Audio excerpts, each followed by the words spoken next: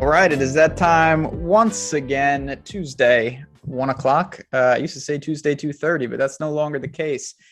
Awesemo PGA Strategy Show here. Waste Management Phoenix Open, a truly good tournament. We've had a couple of three-course rotations, some bad fields, but you know what? Today in the golf world is a positive one. Super Bowl week always coincides with Waste Management, and we are here to break it down. I am Ben Reza. I am joined usually by my Wednesday night live before lock partner. He is here making a Tuesday appearance 2 straight weeks. Eric Lindquist. Hello, sir. Happy Tuesday. Happy Tuesday. Management Open Week. I'm sure you're excited. Great tournament. This is a great tournament. It's weird because I've never attended. I've played TPC Scottsdale a long time ago. I'm actually playing in 3 weeks. My parents are doing like a trial retirement in Scottsdale, and so they're hanging out down there for the winter, getting out of South Dakota. And so I know people didn't like to hear that I was playing Pebble Beach last week. So just thought I'd let them know I'm playing this golf course now in 3 weeks. This is one of my favorites because the drama of 16, well, I mean, even 15, I think is a great golf hole. 15 through 18, things can change in a hurry. It is a phenomenal atmosphere. Everybody knows about 16, but not just that. 17 drivable par 4, 18. You get kind of a interesting line you can take off that tee for some of the bombers now too. It's such a fun golf tournament. I think we're all looking forward to this one. Yeah, rowdy atmosphere, cool course, one that we've seen a lot, and it brings in a strong field, an invitational size field. I just like the format of this event. Now, Rickie and Hedeki winning it like every year for half a decade was always a good time for me. We've moved on to, sadly, normal players winning like Brooks and Webb and people that I would last year play. That was the stone cold disaster. Like the only guy who couldn't play well on Sunday for me with my betting card, with everything else, was Brooks Koepka, and he chips in on 17. And I remember chucking my remote against a wall. I think we just got that fixed, which is good. Yeah, you shouldn't do that. You're one to talk. Bad habit. I don't do that with golf, only with tennis. We have obviously a lot of different angles. I do want to ask you very quickly, though, before we dive in, and I see chat already in rare form, a lot of our regulars. What did you make of Pebble last week? Tom Hoge breaks through, similar to List in the sense that he's been very close a lot, playing good golf. Didn't think he would win the tournament by any stretch, was not even near my outright card. It was a little frustrating for me because I had a lot of Troy Merritt, Putnam, Dom, and I had the right pieces. I just didn't have Tom Hoge, which was the ultimate piece. What did you make of Pebble? Spieth almost falling off a cliff. A lot of ways to go. I think the big story for us DFS folks is -4. I think that number was the apocalypse. You get those guys who quote unquote make the cut, but quote unquote don't play on Sunday. Well, not even quote unquote, actually don't play on Sunday. That was a brutality. You had guys like Eckroat, Rye, a number of those players that I just needed to have one more round, and I would have had a really decent DFS week. Ended up losing a little bit as a result, pretty much because of that number. Spieth, I was overweight too, and I'm never overweight to Spieth. And this has been a weird beginning into the season where I just feel like he's gone underrepresented. I thought he was sub 20% last week as well. So being overweight to him, not there as much on Cantlay, but could have gotten away with that one in the end of the tournament. It didn't look good there through 3 rounds, but it was one of those weeks that should have been better. I believe my exact quote was, "We don't trust guys from North Dakota to keep it going." I was thinking about that. That's literally what I said. And Tom Hoge goes out and he's like, "Well, you little South Dakotan, you're poorer now. You're welcome." Yeah, it was a little frustrating. I got caught, and listen, results process, we know how that goes. When Berger withdrew, I was able to really beat those closing top 20 lines. So I expanded my card. And Sig, Day, Rowe, like a lot of guys on Sunday were inside the top 20 or sitting 20th, and none of them got there, which it happens. I mean, again, Berger withdrawing really helped those odds a lot. Denny McCarthy was the one really bright spot for me. He played really well. Putnam was a bright spot for you. You were all over Putnam. Come on now. Putnam was not near my betting card, though. I was more speaking of the betting side of things. So yeah, again, a give and take. We roll into this here. We roll into TPC Scottsdale. So this is a tournament that I really want to get into, but you asked me right before the show because you're able to program your TV to match our sponsor. One of the few that can do that. is this a Yahoo show? And it absolutely is. They've been sticking with Don't us. call me out. Hey, no, you have dogs and all sorts of shenanigans. Oh God, we are running a zoo today. I'll tell you that. It happens. But you know what? Yahoo doesn't care. They stick with us. If you guys haven't been over there, there's no better time to do it. The Super Bowl is happening. So there's massive prizes there. And we have partnered up with them. It's on the screen. You can get 1 free month of Awesemo Plus Platinum when you sign up, deposit, and play with Yahoo. Their lobby is different. A lot of different types of contests. No management fees, which is no rake. 33% getting paid out. 2x min cash. A lot of different structures. And with their golf specifically, you're going to find a lot of guys at the min. So if you're the type of person that likes to jam 2 or 3 top end guys, Yahoo is the site for you. Definitely head over there. Use the link and give it a shot. But you mentioned TPC Scottsdale. We've seen it a ton. Let's start to dig into it. Bermuda, par 71.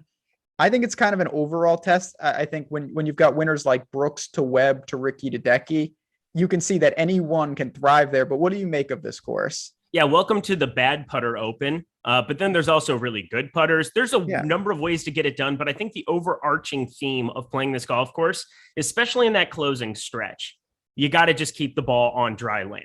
I think that driving is definitely something that I'm focusing a little bit more on. That back nine, you can get some really amazing angles to some of these pins. I'm thinking specifically the par 5 as well on the front nine or the back nine. The back nine really is where this golf course starts, for better and for worse. You get to that stretch 11, 12 are just brutally tough golf holes. 12 par 3. 11 though is such a tough driving hole. 13, if you put it in play, it's the easiest golf hole on the entire golf course. 14 plays brutal as well, so you get one little reprieve in the middle of 3 brutal golf holes. But then 15 through 18 is just feast or famine. Now, 16 gets all of the hype because it's the party atmosphere, but I truly think 15, 17, and 18 are better golf holes for the finishing stretch. I mean, as long as you're able to just kind of shut off the noise for certain things, it's a pretty easy golf hole. 16 is. It's not more than a 9-iron pitching wedge for some of these guys, unless they put it back and back. It really can only play up to like 175. So you're looking at 17 and 18, 17 drivable with water left down the entire side. Under pressure, it looks a little bit different. And then 18, most of the guys are able to just bomb it over the water now on the left side. But, some of the shorter guys, the Webb Simpsons who have had success here, at least they're able to hit a little bit of a rope hook in on that hole and have a better angle. But driving takes a step up for me. Putters, we've seen good putters and bad putters. I think hitting your irons well is always a good thing because getting it closer to the hole gives you more opportunities. There's the golden 8-foot rule in professional golf where, more than 60% or it's like 65% of putts from inside of 10 feet made. And then you get outside of that 8 feet number and it just gets further and further away and harder to make birdies on some of these holes. There's going to be some easy par 5s. Those 3 par 5s are just very, very straightforward on this golf course. You've got to take advantage. But even 15 has some problems left. So a number of guys that, as long as you're able to avoid the hazards, you could definitely put up a number on this golf course.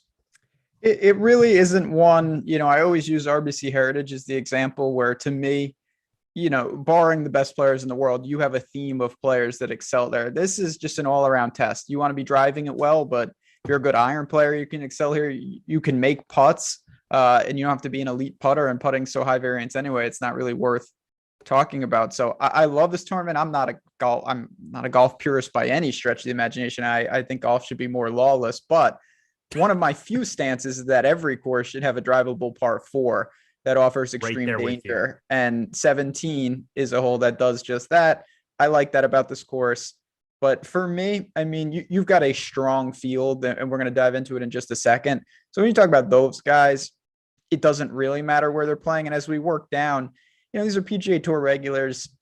I'm not going to give a huge bump to would I rather have, a Cameron Champ out there, or would I rather have, like a Brian Gay in the sense of Peter Malnati? I think anyone can really get it done around here.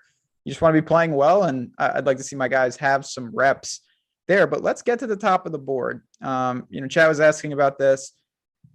We got big names. We've got Rahm. We've got JT, Cantlay, Hedeki, Hovland. I mean, it's a who's who. It's like a major.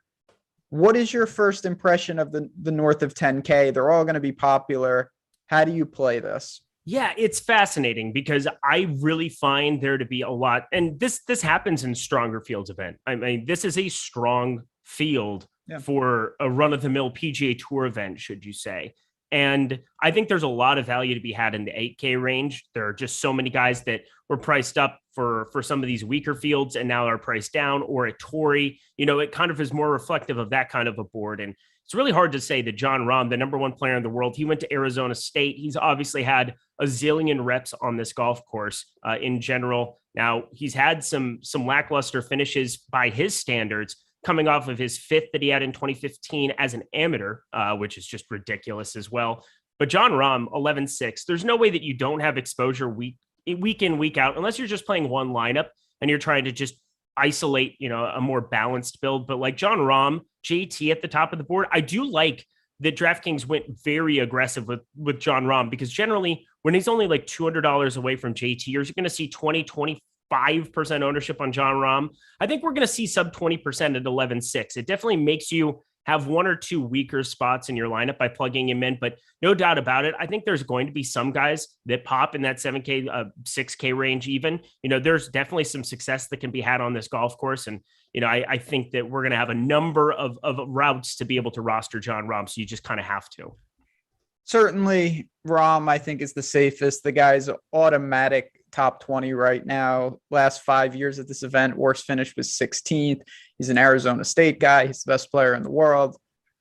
A little more opportunity cost with 11-6, but it's not enough where I'm going to be deterred. I think the interesting thing for me is one, and it's early in the year, but Patrick Cantlay seems to be playing a lot more golf, especially than a couple of years ago where he was really sporadic. He's been playing, and he's been playing well. Inside the top 10 in all of his starts in 2022 here. What do you do with him 10-7? You got Hedeki and Hovland we'll get to in a second, but I wanted to ask you specifically about Cantlay, who low-key was right in the thick of it last week. He was great. And he was supposed to be great. It was a weaker event. He's expected to be great. And here's like where I'm having a tough time is that I don't want to be playing a lot of Rahm, Thomas, and Cantlay. I kind of want to pick my two of three. Okay. And it feels weird to say that I like Cantlay more than Justin Thomas, but I might. This might be the first week that I ever do that. And it's already giving me anxiety because JT has played well here. I believe he's made all 4 cuts in 4 appearances, back-to-back thirds he had, or I guess there was 1 year in between, but he has 2 thirds in that span. So like there's a good course history. He's obviously one of my quote unquote guys where I would never forgive myself if I didn't at least bet him or something of that sort, but the odds are so short on him. It's hard to do that. And then you're able to play starting your builds with Cantlay or Hedeki, who has outrageous course history as well. I find it very, very interesting, the choice that you have between JT and Cantlay this week. And I think I'm siding with Cantlay just because I think there's a number of paths for him to be successful here. JT, we never know if that putter is going to be hot or cold. It's so variant. And I feel like Cantlay's just so consistent in that department that I feel like at equal ownership, I have to favor Cantlay at this point. And it just feels so weird for me to say that. I think that's more than reasonable. JT, like a lot of guys, have some pretty stellar course history here. Again, when you have an invitational field, sometimes, it's easier to make the cut. It's easier to do some of those things and string it together. I thought that we might get an ownership discount between the two, in which case I would go to JT. But right now, and it's early, it's Tuesday afternoon, that doesn't seem to be the case. So I get it. But I want to ask you about Hovland before we move to the 9K and the balance build, because we haven't really seen Hovland. He's been doing his damage over in Dubai, over in Abu Dhabi. He's been over there on the European tour. It seems like his game is in shape, though. Do you start with him on some lineups, or is that, if you can't play all 5 north of 10, is he maybe one of the lone guys out?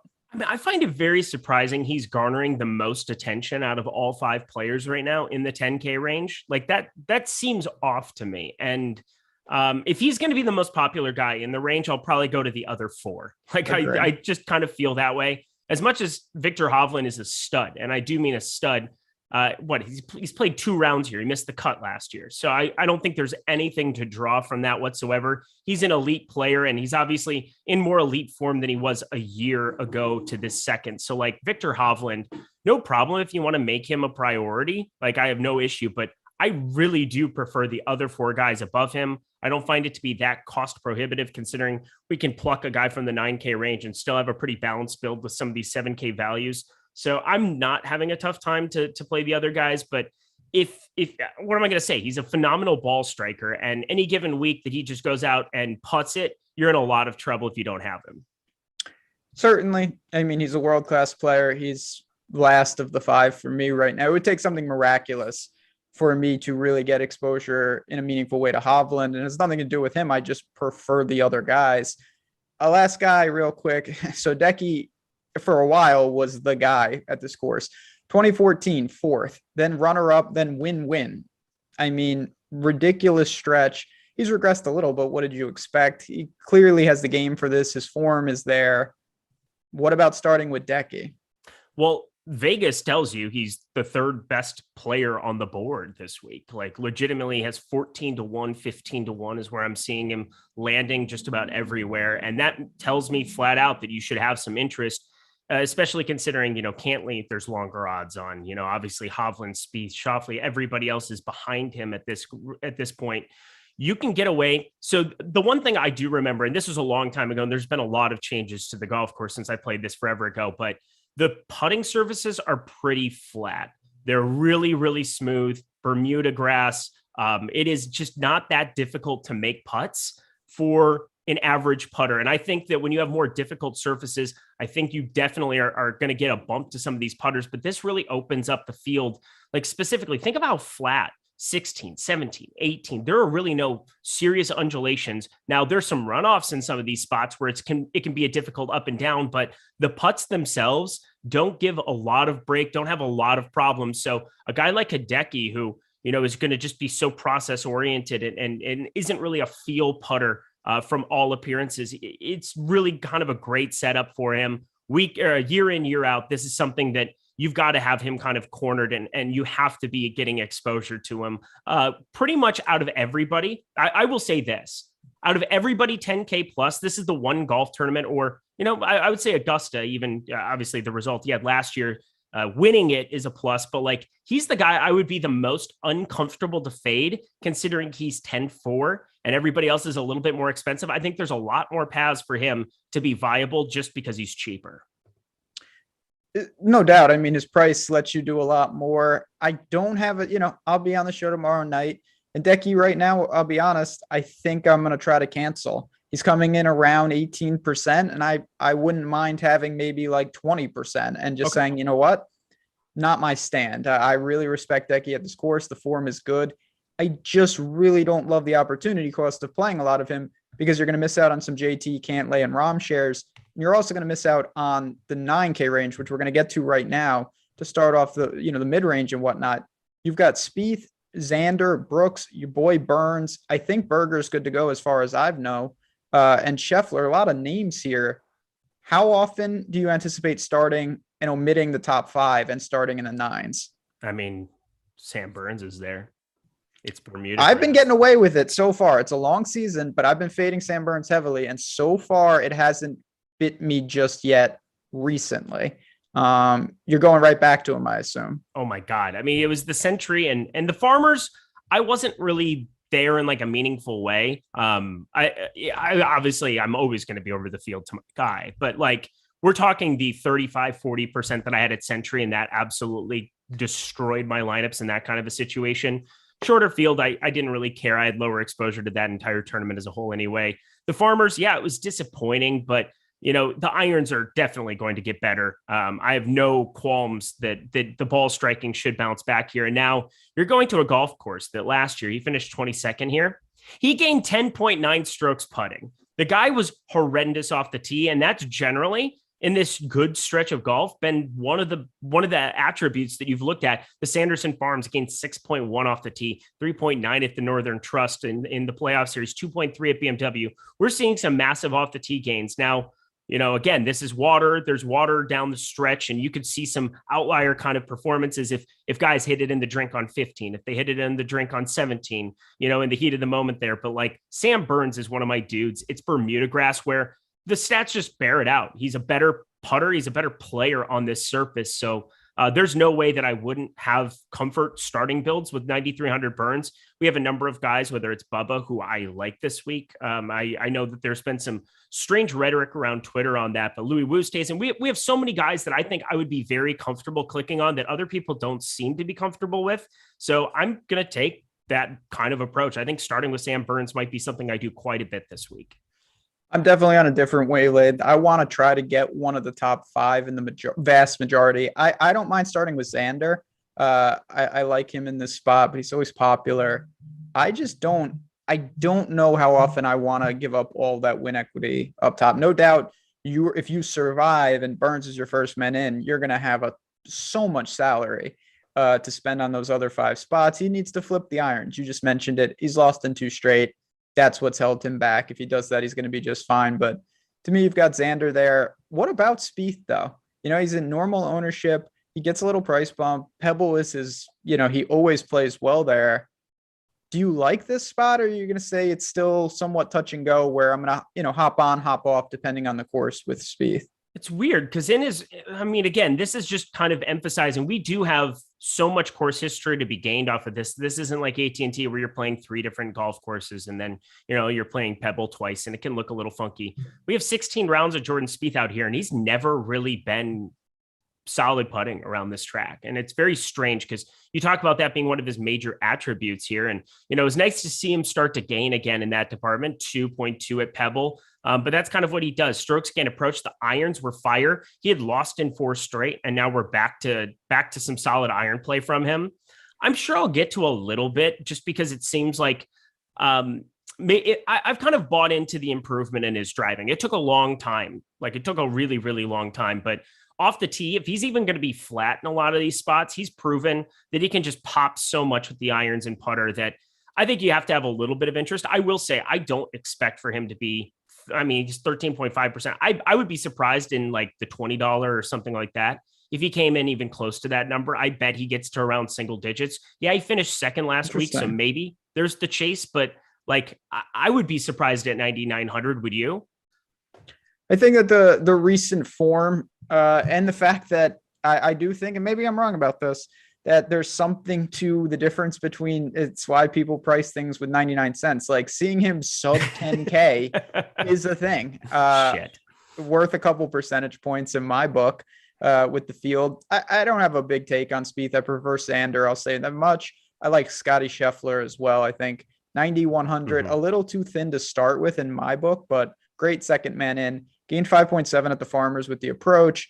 He's just quietly, he's making cuts. He's made 6 straight, but he hasn't really done much with it. Runner up at Houston earlier in swing season. It's just a good course for him. I envision him the type of guy that could excel here. Absolutely. And I will also say, I love one of my favorite things, and I think we've talked about this before. You got to have a Sunday write-off button. He fell apart on Sunday out here. I believe he shot 70 or 71.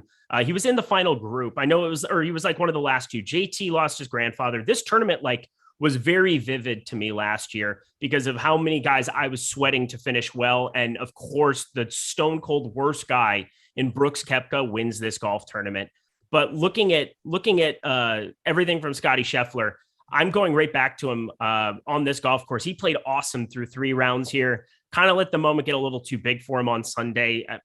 You can just go out and play poorly any given day too, but it just seemed like he was a little bit sporadic with the driver in a way that you wouldn't expect, considering that is one of the major strong points of rostering him here. But finished, I believe he finished 7th at this tournament here last year, and looks like around the green, he was pretty poor. He gained a lot with the putter, looks pretty comfortable around here. I think firing up some Scottie Scheffler right after Sam Burns, again, that's another guy that I just feel more comfortable clicking on early in builds than most other people. And sure, the win equity is gigantic with Rahm, with JT, with Cantlay. I talked about Hedeki being 3rd on the board there too. I love all these guys, but a Burns, Louis, Bubba start, a Burns, Scottie Scheffler, Bubba start to me is more than viable. So let's talk about Bubba. Jeff in chat just pointed out his price on Yahoo is ridiculous. It's $28. That's Jesus. A fantastic spot. Flat 9 on DraftKings. Where are you at? You said you like him. We haven't seen Bubba do much of anything lately. You're willing to buy in before we see it clearly. Well, he finished 2nd last week in in Saudi Arabia. Yeah. No, that's a good clarification for sure. Yeah. Just over on the PGA Tour, the Saudis. I didn't know you rolled with them. Yeah, they took a lot of some respect. My God, lot of the good players did make the trip. Let me ask you that then. Yeah. Do you worry about the crossover coming over? Absolutely not. This is his. They're Bubba. You roster at certain golf courses, and you can draw the narrative. I say this again. There's a lot of people I respect in golf Twitter that I think are very, very sharp that were talking about how bad of a play Bubba Watson is this week. And I don't know what planet you're on if you sit Watson on a golf course where he's second tee to green over the course of the entire tournament. If you take every single golfer in this entire field and you just go straight out by, per round averages, ball striking, number one around this track. Off the tee, first around this track. Fifth, strokes gained approach at this track. The putter's hit and miss, but that's always going to be the case with Bubba. The guy feels comfortable driving the golf ball on certain golf courses. He either sees the lines differently. He just does it differently than any other golfer. And it's so hard. Like Augusta is a little bit more wide open. He can see and work it both ways to an extreme amount. For him, it's a comfort level on this golf course that's really hard to duplicate for other guys. And so at some of these tracks, you just have to buy in to Bubba. And $9K, I'm happy that he's priced in that range. I'm glad that they overpriced him comparable to what his current rates have been. And, I will say our projections are not in love with him by any means. He's not somebody that you're getting a whole lot of leverage. He's not somebody that is going to that's going to be giving you a whole lot. I mean, we have negative 4.7 leverage score on him in the top golfers tool right now. So, I mean, you're looking at a pretty small 5.7% top six equity. Like, I'm not sure that that's something that I really feel on this golf course. Now, if you take his relative short-term sample size, yeah, he's not going to look that good. We don't have anything from Saudi Arabia to people to really draw on to know what was well or what worked well and what didn't. All I know is he's coming off a really good result in a decent enough field overseas. And now he's going to one of his tracks where he's clearly proven that he can definitely make it happen. So I'm firing him up just fine with him at 9K. It's interesting. I don't think he's going to be overly popular. He is a player that clearly course history means more for Bubba than the average player. I don't think that that's a hot take.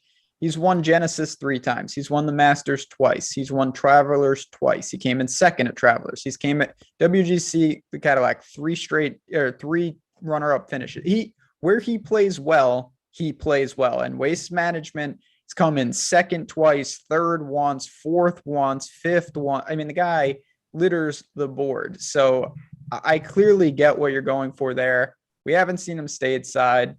I prefer Scheffler, but I don't think it's crazy to start with 2 or 3. Like you could do a Xander, like for me, Xander, Scheffler, Bubba, 7,400 left for 3 spots is a very comfortable build. All right. Now, I know we're on a golf show, but the NBA, Domantas Sabonis just got traded. Jeremy Lamb, Justin Holiday to the Kings for Tyrese Halliburton, Buddy Hield, and Tristan Thompson. That doesn't move the needle for anybody. What are we doing here? Wonder whether I think I have some of those top shots. I wonder if that'll make them go up in value. Hey, Halliburton getting closer to Iowa State. We just need to have an actual NBA team in Iowa, and that would you can helpful. Put it in Sharpie tonight. Iowa State is going to have a tough time in Morgantown against West Virginia. They're just having a tough time in general. This team, it's going to continue tonight. Sorry. Thanks. Tony Finau, 8,900. He kicks off the 8s. Again, this just speaks to the depth of this field. Finau, Usti, Fitzy, Webb, who's won here, Adam Scott, Seamus, who it seems like he doesn't belong, but he actually does. Corey Connors, all legitimate players. And you're talking about maybe your second or third man in. What do you do with the 8s? I mean, is it a range you find yourself getting to? How does that lineup construction look? Favorite plays off the top? All right, let's have this. Are we in agreement that Seamus Power is going to be more than 14% owned? No, I don't think so, to be honest. Okay. I'm only because I think that when you get in a field like this, it changes in the sense that recent form is important, but name recognition is also important. And people are like, oh, yeah, Seamus has been good, but I could play Corey Connors. I could play Adam Scott. I could play Webb. I'm not going to say they're all going to do that, but I think enough people will do that where it could be tempering his ownership a little bit. Okay. Interesting. So I love Louis. I love Matthew Fitzpatrick. Matthew Fitzpatrick, hard to just not like what we saw last week out of him. Really a backdoor sixth. Like I can't remember not watching a guy hit a golf shot the entire Sunday and finish sixth, quite like Matthew Fitzpatrick. Did you see him once on Sunday? No, but it was hard to see the screen through my tears, so I wasn't able to really tell who was on there as much. Fucking hoagie. But no, I mean, listen, we saw Fitzy look like vintage. Gained on the irons, gained with the putter. I bet him 50-1 this week. I know he's never won stateside, but he's a prolific winner in Europe. I think this is a fine course for him. We haven't seen the course history. I think you get some value there in the betting market. I like Fitzpatrick a lot this week. 8,700's a good price. Oosthuizen's fine with me. It gets a little dicey. I like Corey Connors as well. That's where I think I'm going, but is there anyone in that same range that you really want to highlight? So Louis Oosthuizen, let's have this conversation. We haven't seen him in quite a while, but it's hard not to have interest if the field's not going to have interest on a guy that's just, once again, Eric's corner. Like, I just love this dude. He's popping in our projections. Pretty much the exact opposite of everybody else that I've liked to this point. I mean, Bubba, Scottie, Scheffler, guys that aren't necessarily in our top golfers tool going nuts, but I think that there's a case that can be made more so for course history for both of those guys than just their relative expectation based on short-term form. Louis, there's no form. We have no idea what to expect. He withdrew after one round at the RSM. Haven't seen him since. Now, that can go one of two ways. This could be really, really brutal, or this could be a buy low spot, sub 10% on a guy that I've routinely paid more than 9K for in some phenomenal form. We saw all of last season. Putting can be something that's consistent, and he is consistently the best or one of the best putters on planet Earth. And so if we can get some of that form where he was just blitzing the field this summer, I mean, he is one of the guys that was a linchpin of all of my lineups, really kind of helped buoy some poor results over the summer. And I'm going right back to the well, sub 9K now in this field. Obviously there's a lot of players in this range that can pop, and guys that are probably more comfortable clicks for sure. But you're getting an ownership dip on a guy like Webb Simpson, who has phenomenal course history here. You're getting a dip on Seamus Power, who I think I just have to be staying away from, even though he's also one of our guys. Louis Oosthuizen's definitely a buy sub 10%. It's tough with Oosty. I'm not going to say he's not a buy. He didn't lose strokes putting in 2021. Like, the guy was like automatic until late in the year, and then he's lost 4 straight. So we just don't know what is he going to give us. When you pair his ball striking with the putting that he had for most of the year, we saw the results. They were absolutely domination. And I don't mind that at that price. I just worry a little about where he's at.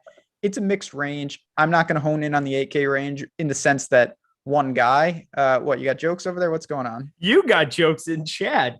What? The people, if you're listening to this in audio form, you don't get the pleasure of getting Ben Rasa. You're pretty underrated funny as it is. Underrated funny.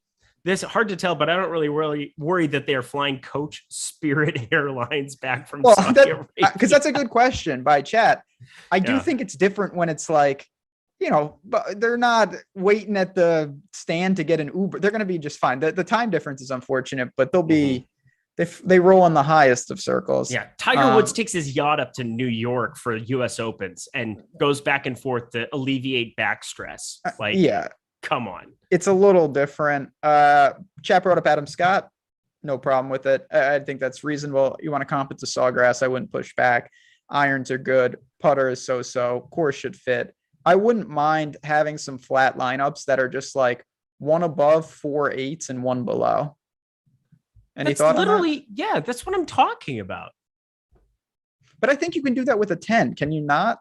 You can. You totally can. But I'm saying that, like, the class of player, I mean, I obviously view Sam Burns through a different lens than you do. Scottie, Scheffler, I think we both view through the same lens, where he's going to be a top 20 player for probably top 30 player on planet Earth for a couple of years here. I don't think that there's really a doubt that either of us have about something like that. Just consistently good, just good all around golfer. But, you know, if you want to dip a guy 10, three more might be tough.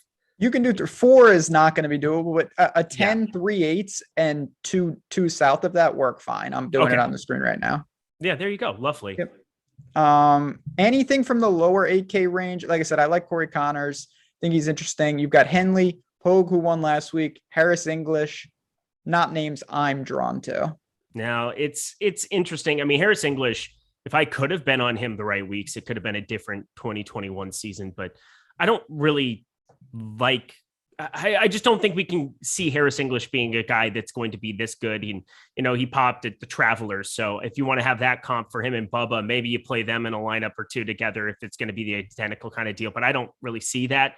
Again, you're either driving the ball well around this track or you're not. Harris English can do that, but I don't really like playing him in this spot. And it's not a golf course. He's played at 34 round sample size here, and he's just been atrocious around the green, 98th in strokes gained relative to the field. So around the green, still something you've got to be functional with. He's decent enough at 8K, but always going to be one of those guys that's just a little bit more popular. I prefer pretty much everybody else in the 8K range.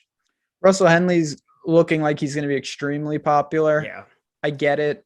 Everything is working with his game. He has really strong Bermuda splits on top of it.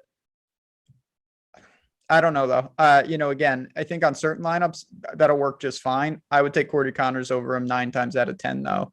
I would too. Yeah. So I'm okay living a little dangerously with Henley. It's not to say I'm Xing him out because I think the play is fine, but at the same time, I'm not looking to pair him up with, we'll get to Taylor Gooch and some of these other guys that are also going to garner a lot of ownership. Yeah, it's Russell Henley, but Russell Henley's extremely popular. So Corey Connors, I mean, the thing is, if you just have blinders to 2 weeks, you're going to probably click on Corey Connors at half the ownership every single time. So exactly. Not even 9 out of 10, 10 out of 10. More than fair. Let's talk about the sevens. And as we work down, I will say for some people, maybe, a little late to the golf season, you still got plenty of time, but if you're waltzing in for the first time, if you just stumbled upon the channel, welcome aboard. We'd like to have a good time here. Chat, you guys make it happen. If you want to support the show, just hit the thumbs up. Easiest way to do it. It really helps us. And if you want to subscribe, just press subscribe right there. You join. We've got over 72,500 subscribers here and the Odd Chopper channel as well. If you want betting content, just go to Odd Chopper on YouTube, oddchopper.com. If you want to check out the tools, we have you covered for PGA, NFL, NBA, college basketball, my favorite, and everything in between. We kicked the range off with Abraham Ancer, Billy Ho, HV3, who was doing work over in Europe, Gooch, List, McNeely, Rickie. Talk to me about the upper sevens. They're great. I don't see any way around it. I'm seeing Gooch. They're saying that Gooch is 7,800 there, 19.2%. Like, looks pretty fantastic and pretty underpriced for a guy that's just really burst onto the scene in the fall and now is kind of carried over. Not the best form. I mean, if you shoot 75 at the Amex, you're probably not making the cut. So he was pretty rode off after the first round there. Farmers, a little bit of a bounce back, but nothing crazy there. I think 7,800 is a great spot to maybe invest, but looks like the field's already there. Billy Horschel, I saw earlier in the chat as well. Oh, his putter can't continue. Well, he's doing some other stuff decently well too. And I'm not a big Billy Ho stan, but like, you can have different types of players that really kind of pop to the top here at this golf course. And I will say he lost with the irons at the Farmers and still found a lot of success. And I think that if we can get back to some flat or a little bit better iron play here, he's always good around the greens. He's always a really good putter from time to time where he can really spike weeks. I will say he's probably the most volatile of this top grouping, but obviously has had some decent form of late. I'm not going to completely write him off, but my preference out of everybody here, Abraham Ancer, sub 10% here. He's a better player than 7,900. And I know it's been a pretty tough start, and maybe this is a bad sign of things to come here. Came off of a fall where 14th, 7th, 14th, a decent enough start. It's been a very uninspiring beginning to 2022, but he's a better player than this. And I think that getting him also sub 10%, easy way to trim some of the ownership, just pivoting off of Horschel and Gooch to him in this range. Sure, he hasn't shown it of late the way that that Horschel has, or Gooch has just had a really good fall. But Abraham Ancer, I think sub 10%, just another great spot to be getting to. Yeah, I'm with you. So Gooch, Billy Ho, they're popular for a reason. Particularly Gooch in the irons. He's gained in every event over here since August on the approach. Just ridiculous string. But you have pivots. You've got Ancer. You've got Homa, who I think is fine. Maverick is, I think he's just kind of there. I don't know. I'd prefer him in California, but he's still playing very good golf. I mean, he hasn't shown up. He's been making cuts dating all the way back to October. So I'm not going to push back on these guys. This is where it starts to thin, though. The mid sevens, you've got like Keith Mitchell, Kisner, Kuchar, who I really liked last week, and he was absolutely terrible. Dahman was really good. Woodland, KH Lee, Knox. What do you do? What do you do in the lower sevens? Are there names that stick out to you? So this is where if you can get the right guys, you are in such a good spot. Now, Luke List is the most negatively leveraged player in our tools right now at the Top Golfers tool, which is such a great way to just encapsulate like where guys are going. And I was standing firmly beside Luke List at the beginning of the season. Really nice to get the win at the Farmers. I almost went back to back with him and Spieth at 22-1. That would have been fun. But I digress. If Bo Hostler had won, it would have been the apocalypse. I was thinking about that. I'm just glad that Bo Hostler didn't win because I always bet that guy at like 125, 150-1. And I didn't last week on a golf course that's all irons and putting. And I didn't play Bo Hostler. So at least he didn't win. But Luke List here, 7,700. I think it's a good course fit. He's obviously in phenomenal form, but the amount of rostership I'm expecting, especially in like single entry stuff, which I've been focusing on a little bit more. Our lineup did pretty well until we had the -4 get cut through everything there, but been focusing on that quite a bit more. I think Luke List really gets steamed up before Thursday. So he might be the uncomfortable guy. Let's talk Rickie Fowler, because this is the point of the program that I'm so excited to hear your takes. He is a monster on this golf course. And once again, we have such a large sample size for some of these guys. He's been a professional for a long time. And it's a guy that I think at 7,600, the choice between him and Homa, maybe you just click on both, but I think you got to kind of prioritize one of the two. And I got to imagine you're at odds with yourself this week. I mean, Rickie's been so bad now that it's becoming easier because I can just take a little bit, maybe a flyer here or there. I don't have to use him in any large way to potentially capture some leverage. And that's what I'm going to do here. If he comes in around 5%, I may have around 5%, but I just can't justify playing him just because there's nothing in his game that's really working. And when he won here, is just different. I mean, he gained 9.5 strokes putting. His putter is awful right now. It's not doing anything. He lost 1.3 at Farmers, 4.2 at Amex. I just don't see that happening too often. I will say that day was also insane because this ball, he marked it and then it rolled into the water. I remember that. And then the Rams lost the Super Bowl and Benyon hit it in the water 3 times on the back 9. That was a terrible day. I was in Florida for that. Anyway, I'm going to go elsewhere. Friend of the show, Mike Campbell, just said Maverick withdrew. So don't play him. Don't play him. He's not playing. I don't like this range, though. I am going to stick with my guy. One more week, I'm going to try to hold on. I'm going to play Denny McCarthy again. I really liked him last week. He was a bright spot. He gained 1.6 off the tee and 2.6 with the putting, and he lost almost 3 strokes with the approach, and he still came in 12th. He can do that. I'm going to stick one more week with him. I think the price is right at 72. Yeah, I think if we're going to see improvement off the tee, you're in good shape. I will say I get a little bit worried because that's not traditionally something that I feel is a strong point of his golf game. And you really do have to drive it well out here. I mean, true. Hedeki and Fowler back when he was playing well. I mean, he was driving the ball immaculate at this place, going through some of his results at the Waste Management. I'm really not sure what to think about this. He's gained 1.6 and 1.3 in 2 of his first 3 events this year. He gained 3 straight that we had some stuff for in the fall in the the Fortinet, Sanderson Farms, Shriners. So if we're just going to be flat in that department, we're looking really, really good. If that's truly something that's improved, because otherwise it can get really, really hairy there. We saw the Northern Trust losing 5. Travelers, your comp, -3.6, -3.8 at the PGA, where you obviously needed to drive it well. I get a little bit worried that he doesn't hit it far enough, hit it well enough to really kind of give himself enough opportunities, just 3 par 5s. And you got to really make your hay on those 3. But Denny McCarthy, he's playing well enough. And if there's that improvement continues, I think he's definitely he's not at some kind of a spot yet where people have caught on to how well he's playing. So I think you just go back to the well until ownership catches up. Certainly, there'll be plenty of names down here for tomorrow night. We'll dive into a lot of them. Aaron Wise is down here. Noren is down here. Guys that I like. So popular. I want to make sure we get to some of these 6K guys as well. Chat is recommending JT Poston at 6,300. I'm not going to be doing that, but you might. What do you do? How low are you willing to go? Let's talk about the cheapies. Then we'll talk one and done. I'm willing to go to 6,200 because I think I'll have some Jonathan Bird shares. Of course, I'm going to have some Eckroat shares. I will not click on Steven Yeager's name one time in a million years. This guy is just filth. That's mean. I think he could be a very nice individual. He looks nice and fluffy, but Steven Yeager is great around the green. He's so good around the green, but my God, I think this is just the game.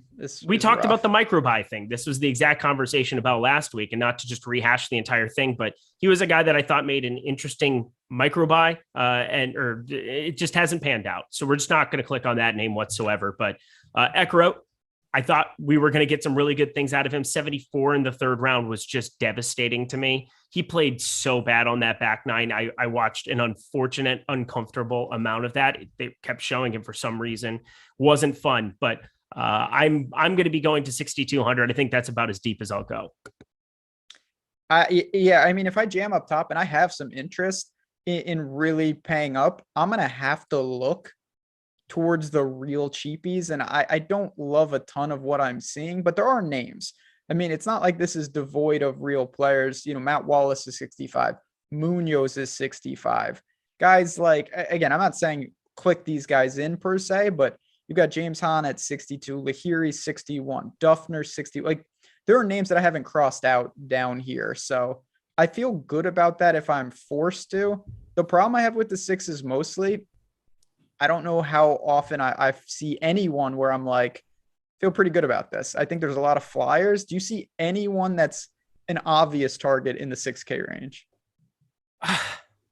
No, because I'm not going to, I'm going to just go back to Beau Hossler as the sicko that I am, because I would never forgive myself if he played well back-to-back weeks. Just, this is a guy that I thought would be a lot better than he's been on tour. He had 3 straight missed cuts. He was flat off the tee. He gained with the putter. He gained with the approach. And that's what you generally expect out of Beau Hossler playing golf. Now, if he can just be competent off the tee once again here, I'm looking at him as a guy that just can make more birdies than you would expect and be a decent enough buy. But my God, I don't know how you could ever say anybody in this range is like a must. Charlie Hoffman, maybe the Waste Management sponsor once upon a time narrative, if you want to go there, a spot where maybe he wants to play a little bit better, but that doesn't really matter. We just know that we need to get hot with the irons and be decent enough. He's projecting out decently well for us there. Higo, he's a young kid, played well enough in some of these spots in the fall. Just the Bermuda didn't really do anything super inspiring. Everybody played well at the Century in terms of scoring. So like, it's really hard to say anything there, but we haven't seen him in a while. Maybe we could click on some shares of Higo, but not a single person that I think is a priority. We don't have anyone in the 6K range projected north of 5% right now. It just shows how many flyers there are. Chat mentioned Ches. He can't putt at all right now, and that's not a short-term problem, but the rest of the game isn't the worst. Doug Gim is down here. I have some interest in Wyndham Clark. Going to look more into that and get back to people tomorrow when the tools update, but whoever you play down here is probably going to be leverage. There'll be plenty of names. Bring your questions tomorrow, but before we get out of here, I want to ask you about one and done. You have opportunities to go up the top of the board if you would like. You could play Rahm. You could play, JT, burn Cantlay if you want. Or you could say, you know what, I'm going to save these guys because this is a pretty easy cut to make. I'm going to play a Scheffler. I'm going to play a Finau. I'm going to play a Fitzy. How do you think you might approach something like that in a week like this? Well, yeah, I mean, I'm very happy that I used Jordan Spieth last week. That worked out very, very nicely. That was, I said, the guy you had to play in that field, in that spot. It made all the sense in the world. I think it's fascinating because I don't want to play Sam Burns. This is too good of a field, and he's going to play in some Florida spot where I just want to be utilizing him later down the line in a weaker field. I think that's going to be staying in my pocket here for a while. I don't think I want to be using an elite name like Rahm or Thomas or Cantlay. There's just too much blow up potential in a spot like this. I'm legitimately considering Scheffler, and I'm curious what your thoughts are on him. He played really well here last year with the exception of that final round. He's really, really popular. And I think it's impossible for me to say I should play him here. He's going to be popular in DFS, and maybe I'm looking to shy away because I'm not. I'm looking to play him all around everywhere here. But I don't think this is a tournament where you want to burn a big name. And Scottie Scheffler is like on the fringe of being a big name at this point in time. Bubba coming off of a second is another guy I think I would consider, but it just depends on what you want to do with Augusta. The Travelers coming down the line for him, just such a horse for course kind of a guy. Bit too strong of a field for me to want to pull the trigger there. I think it's Scottie Scheffler for me. And I know that sounds weird. He's a little bit further down the board.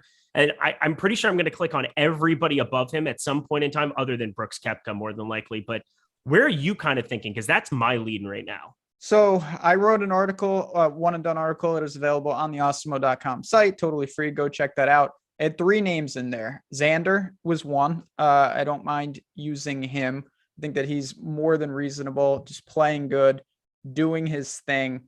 I don't remember who the second name. Oh, Rahm was in there if you want to pay up. I'm not going to spend time on him. And then my choice, Scottie Scheffler. I'm with you. That is who I'm using in one and done this week. Wow. I think it's a fine spot. Swear to God, I never read that. Yeah, well, thanks. Way to get the views up. I've been missing those views from California. I wonder why now. I just look at it. It's a situation. I don't feel bad about burning him. The opportunity cost is minimal. He's someone that I want to use though during the year. And it's an easy cut. He's got pedigree here. The game is in fine shape. He's a cut maker. He's going to cash a check for you. And I don't think there's any reason that he can't get in the mix. And then the final thing, not that I'm too worried about one and done ownership at this point in the year. I don't think he'll be overly popular. I think more people will go up a little north to Cantlay, to Xander, to those types. So a lot of options in one and done. I think it's one of the harder selections this year, but I'm going to use Scheffler. So we will be aligned there, sir. Goody. Yeah, goody. This is going to go well. Again, he's the guy that just makes the most sense in a one and done format because I don't want to burn a big name. There's guys, I mean, maybe you save him up for Texas, but I just think you pull the trigger here because it's too good of a spot. He has win equity relative to, everybody else in his range that you're kind of looking at, but I'm not willing to burn Cantlay, Thomas, Rahm yet.